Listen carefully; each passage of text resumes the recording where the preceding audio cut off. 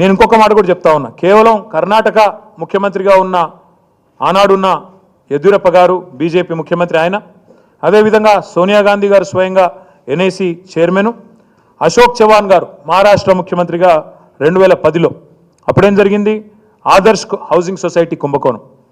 అమరుల కోసం, యుద్ధంలో అమరులైన వాళ్ళ కోసం బిల్డింగ్ కడితే తన కుటుంబ సభ్యులకు ఇచ్చుకున్నాడని చెప్పి అశోక్ చవాన్ గారి మీద ఆరోపణలు వస్తే ఆయనకు కూడా ముఖ్యమంత్రి పదవికి రాజీనామా చేయక తప్పలేదు. ఇవాళ నేను అనేది ఒకటే, కేంద్ర ప్రభుత్వం, నేను గుర్తు చేస్తా ఉన్నా, ఇది కేంద్ర ప్రభుత్వం యొక్క పథకం.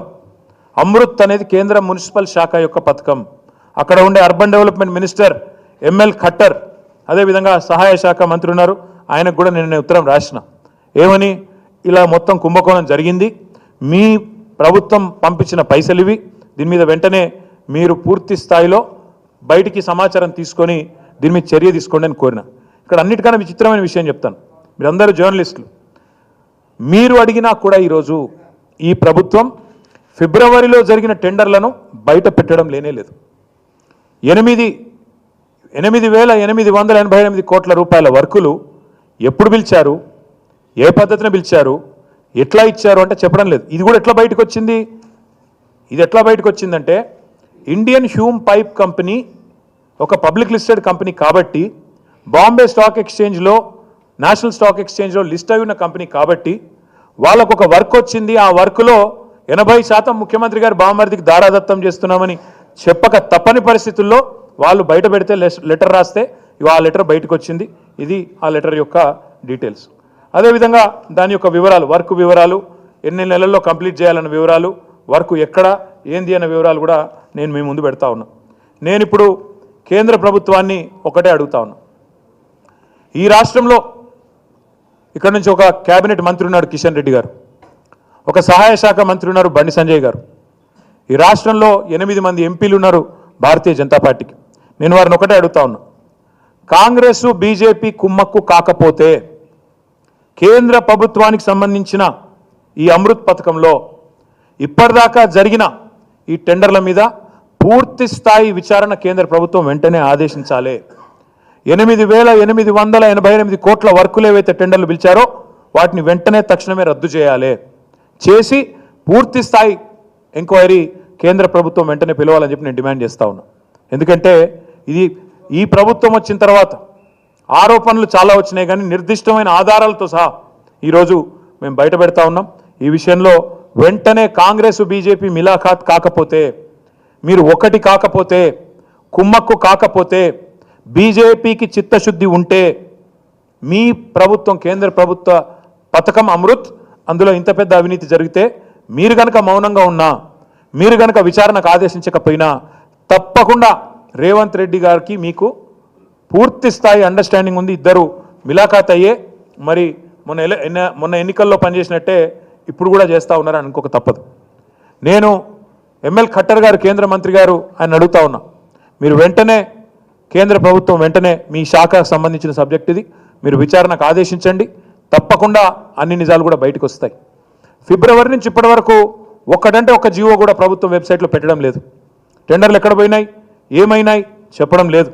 అందుకే మేము అడిగేది, ఈ అన్ని టెండర్లను 8,888 కోట్లు ముఖ్యమంత్రి బామ్మర్ది, ముఖ్యమంత్రి కుటుంబ సభ్యుల ప్రమేయంతో జరిగిన దీన్ని వెంటనే రద్దు చేయాలని చెప్పి డిమాండ్ చేస్తూ ఉన్నాం.